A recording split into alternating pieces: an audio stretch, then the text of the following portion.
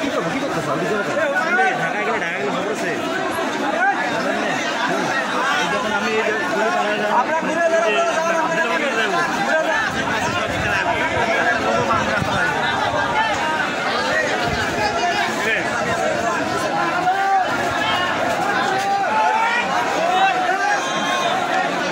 এত কথা করেন না আমি আছি